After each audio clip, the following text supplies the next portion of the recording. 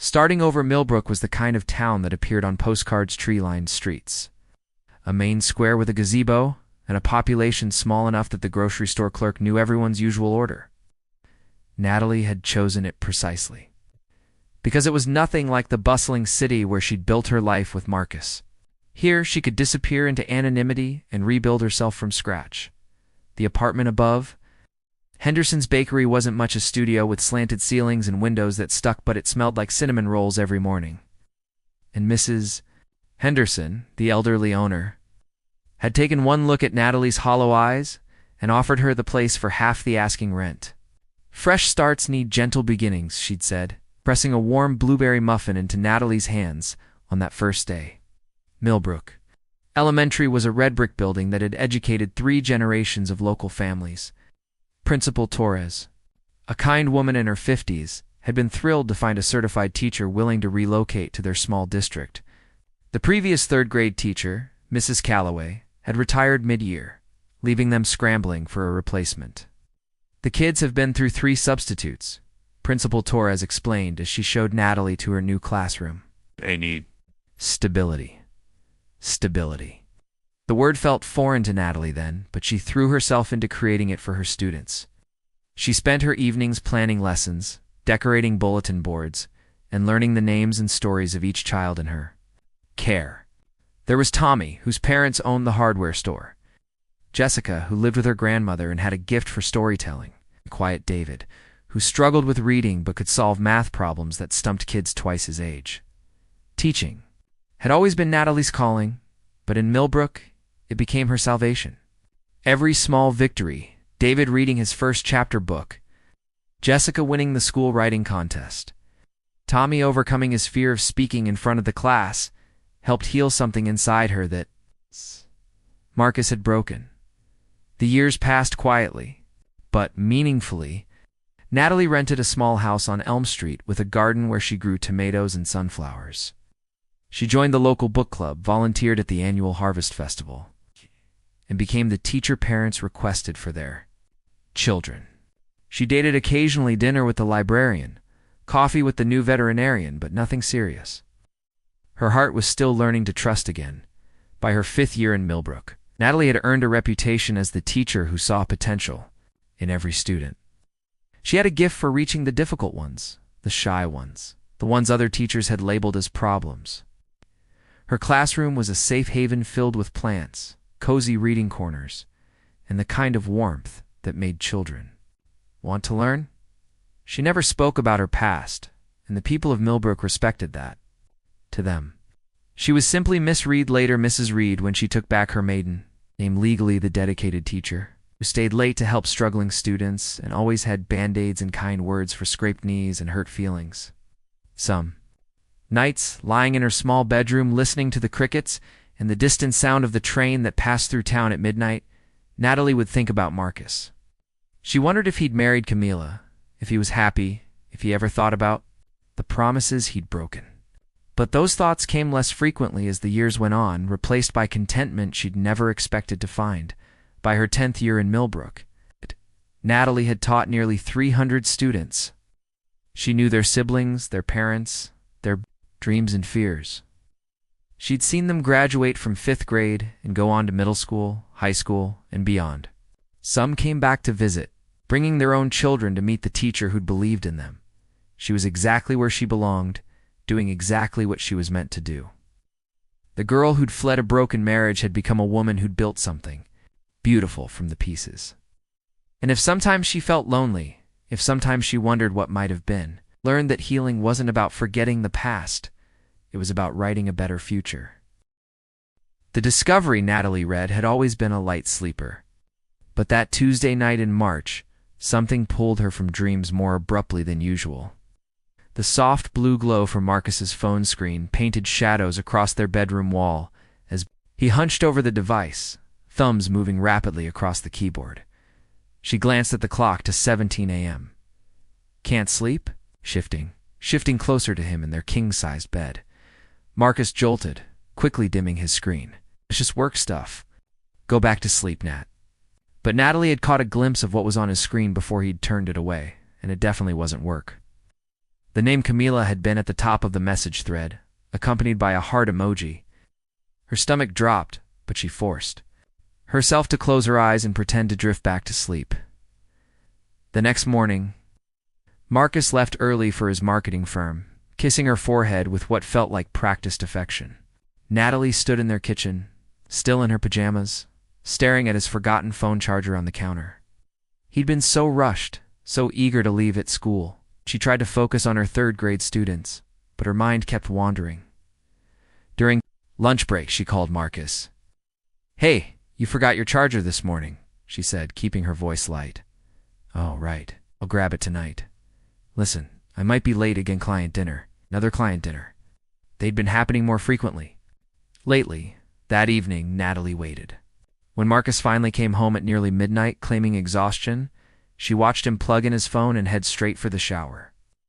The device sat there on their nightstand, screen down like a sleeping secret. She'd never been the type to snoop. In their 2 years of marriage, trust had never been an issue, or so she'd thought. But as she heard the shower running, something inside her broke. Her hands trembling, she picked up his phone. The messages were all there. Months of them. Late-night conversations with Camila from his office. Weekend texts when he claimed to be playing golf. Intimate exchanges that made Natalie's chest tighten with each word she read. The most recent message, sent just an hour ago, "Missing you. Already. Can't wait for our weekend in Portland." Portland. He'd told her he was going to Portland for a work conference this weekend, when Marcus emerged from the bathroom. Towel around his waist and steam following him like guilt. He found Natalie sitting on their bed with his phone in her hands. "Nat, I can explain 2 months," she said quietly, scrolling through the messages. "You've been planning a romantic weekend with her for 2 months." His face went pale. "It's not what you think." She looked up at him then. This man she'd promised to love forever just 14 months ago. "It's exactly what I think, Marcus. Insult me by pretending otherwise." The conversation that followed was brief and devastating. No tears, no shouting, just the quiet dismantling of a marriage built on what Natalie now realized had been a shaky foundation. Marcus tried to minimize it, to promise it would end, to beg for another chance.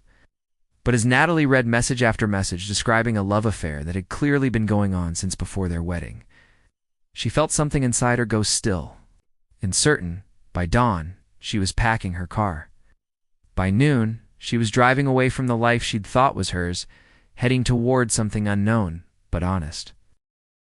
An unexpected name, the August heat shimmered off the parking lot as Natalie pulled into her usual spot at Millbrook Elementary.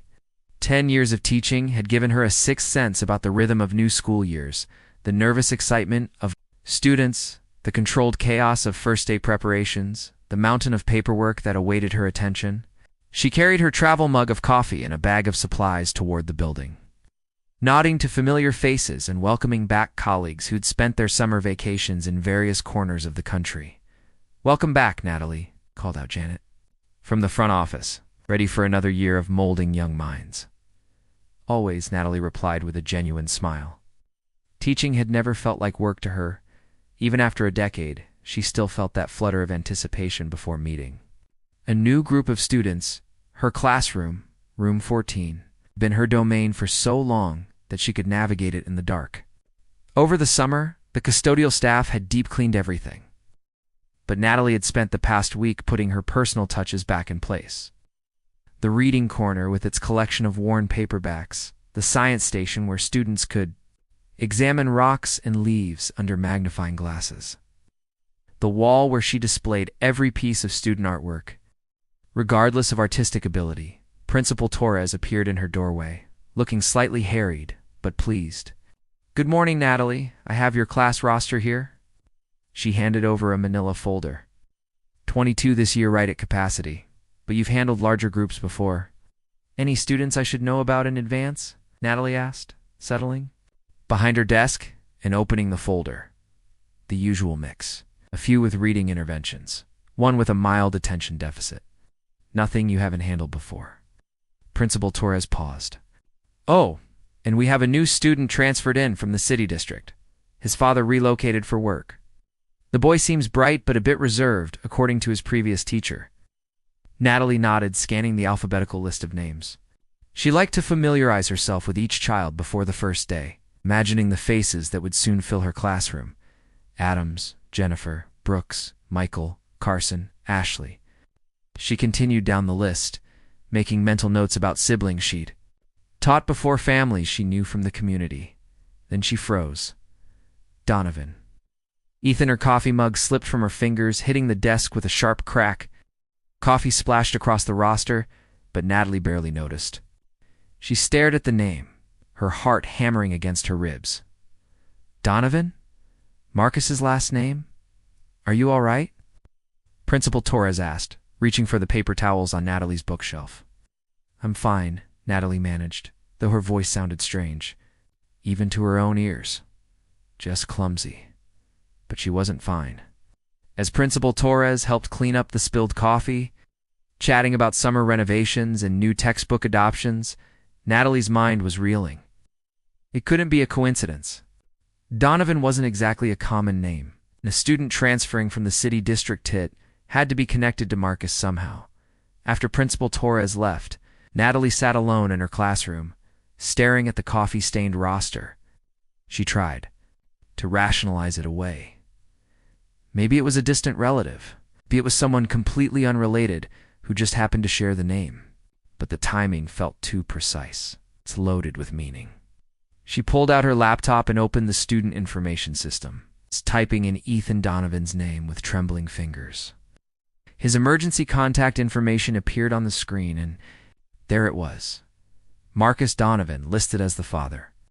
The address was Locala House on the affluent side of town, where the lots were larger and the mailboxes fancier. Natalie leaned back in her chair, processing this information. Marcus was here in Millbrook. After 10 years, their paths were about to cross again in the most unexpected way possible. She would be teaching his son. The irony wasn't lost on her. All those years ago, Marcus had betrayed their marriage, their future, their plans to start a family together. Now his child, a child he'd had with someone else, would be sitting in her classroom every day. She wondered what Marcus looked like now, whether he'd changed, whether he was still the same charming, but selfish man she'd married. She wondered about Ethan's mother, whether she was the same Camila from those devastating text messages, or someone new entirely. Most of all, she wondered how she would handle seeing Marcus again, whether at parent-teacher conferences or school events. The thought made her stomach churn with a mixture of anxiety and something else she couldn't quite identify. After 10 years of healing, of building a new life, the past was about to walk through her classroom door in the form of a 9-year-old. A boy who had no idea of the history between his teacher and his father. Natalie closed her laptop and looked. Around her classroom, her sanctuary, her place of purpose and peace. Tomorrow, everything would change. The boy who asked questions. The first day of school arrived, with September's golden light streaming through the tall windows of room 14. Natalie stood at her door, greeting each student with a smile that felt more forced than usual. Her eyes kept drifting to the hallway, watching for a face she'd recognize, or a boy who might carry traces of his father's features. When Ethan Donovan finally appeared, walking slowly behind a group of chattering classmates, Natalie's breath caught in her throat. He was smaller than she'd expected, with dark hair that fell across his forehead and serious brown eyes that seemed older than his 9 years. He wore a navy blue polo shirt and khakis clothes that spoke of careful preparation and perhaps a father who'd fretted over first-day impressions. But it was his expression that struck her most. While the other children bounced with nervous energy, Ethan moved with quiet caution, taking in everything around him without saying a word. "Good morning," Natalie said as he reached her doorway. "You must be Ethan." He nodded politely. "Yes." "Ma'am, I'm in your class." His voice was soft, carefully modulated in the way of children who'd learned to measure their words. Natalie felt an unexpected pang of protectiveness toward this serious little boy who shared his father's last name but seemed to carry himself with a gravity Marcus had never possessed. "I'm Mrs. Reed," she said gently. "I'm glad you're here." As the day progressed, Natalie found herself watching Ethan more closely than she intended. During morning introductions, while other students shared enthusiastic stories about summer vacations and favorite pets, Ethan simply said, "My name is Ethan. I moved here from the city. I like to read." He was clearly intelligent. His handwriting was neat. His math skills advanced. And when Natalie read aloud from their first chapter book, she noticed him following along intently. But he didn't raise his hand to answer questions, didn't volunteer for activities. And during lunch, she observed him sitting alone with a book while the other children formed their natural social clusters. By the end of the first week, a pattern had emerged. Ethan completed every assignment with careful precision, never caused any disruption, and often lingered in the classroom after the final bell while other children rushed toward the buses. He would organize his desk methodically, pack his backpack with the same careful attention, and then look toward Natalie as if waiting for permission to leave. "Do you have any questions about tomorrow's math homework?" she asked one Friday afternoon. As he performed his usual end-day ritual, Ethan shook his head, then paused. "Mrs. Reed, yes? Do you like teaching here? In Millbrook, I mean?" The question surprised her. It was the first truly personal thing he'd said since starting school. "I do," she answered honestly. "I've been here for 10 years. It's a good place to teach and to live." He nodded thoughtfully. "My dad says small towns are different from cities. Quieter they are. Do you miss the city?" Ethan considered this with the seriousness he brought to everything. "Some things, but it's okay here." Over the following weeks, these brief after-school conversations became a routine. Ethan would ask seemingly casual questions about the town, the school, how long various teachers had worked there. Natalie began to realize he was mapping out his new world, trying to understand where he fit in this place his father had chosen. One October afternoon, as golden leaves swirled past the classroom windows, Ethan asked the question that changed everything. "Mrs. Reed?" He was standing by her desk, backpack in hand, wearing that same serious expression she'd come to know well. "What is it, Ethan?" "Do you know my dad?" The question hit her like a physical blow. She managed to keep her expression neutral, though. Her heart began racing. "What makes you ask that?" Ethan shifted his weight from one foot to the other, a rare display of uncertainty. "He acts weird when I mention you. I told him about the science project we're doing, and when I said your name, he got really quiet. And yesterday, when I asked if he wanted to come to the reading fair, he asked me what your first name was." Natalie's mouth went dry. Marcus knew. Of course he knew. He would have seen her name on school communications, maybe even recognized it immediately. She wondered how long he'd been processing this twist of fate, whether he was as unsettled by it as she was. "Adults sometimes have complicated feelings about things," she said carefully. "That doesn't mean anything's wrong." But Ethan was too perceptive to be satisfied with such a vague answer. "Did you know him before?" "Before I started school here?" The direct question hung in the air between them. Natalie looked at this earnest boy with his father's eyes and his own unique gravity, and she realized she was at a crossroads. She could lie, deflect, maintain the careful distance she'd built around her past, or she could offer him a piece of the truth. "I knew your father a long time ago," she said finally, "before you were born. But that was in a different life, in a different place." Ethan nodded as if this confirmed something he'd suspected. "Are you going to be okay teaching me, even though you knew him before?" The question revealed a wisdom that broke Natalie's heart. This child was worried about her, concerned that some adult complexity might disrupt his education, his stability. She knelt down to his eye level. "Ethan, you are my student, and I care about you and your learning. Whatever happened before has nothing to do with that. You don't need to worry about grown-up things, okay?" For the first time since she'd known him, Ethan smiled a real smile that transformed his serious face. "Okay, Mrs. Reed, I just wanted to make sure." As she watched him walk toward the bus, Natalie realized that this boy had somehow become important. To her in his own right, separate from his connection to Marcus. He was thoughtful, kind, and carried himself with a resilience that suggested he'd already learned some difficult lessons about life. Whatever complicated history existed between, Her and his father, Ethan, deserved her best as a teacher. And perhaps she thought he might teach her something too. Circles of Forgiveness, the parent-teacher conference request, came in November, typed on school letterhead and signed in Marcus's familiar handwriting. Natalie stared at the form for a long moment before adding it to her calendar. After 3 months of teaching Ethan, this meeting was inevitable. But that didn't make the prospect any less daunting.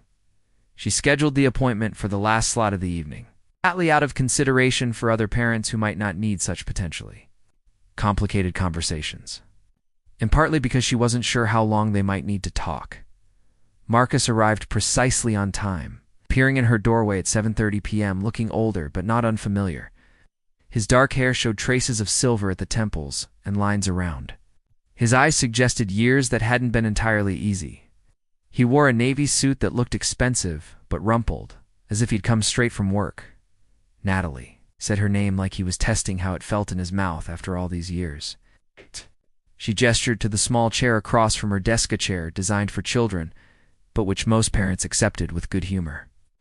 Marcus folded his long frame into it with awkward grace. They spent the first 15 minutes discussing Ethan's academic progress, both of them maintaining careful professional tones. Natalie showed him samples of his son's work, praised his reading level and mathematical reasoning, mentioned his quiet but thoughtful contributions to class discussions. "He's a remarkable boy," she said, and meant it. "Thoughtful, kind, intellectually curious. You should be very proud." Marcus's expression softened. "He's everything good in my life," he said quietly. "Everything I managed not to mess up."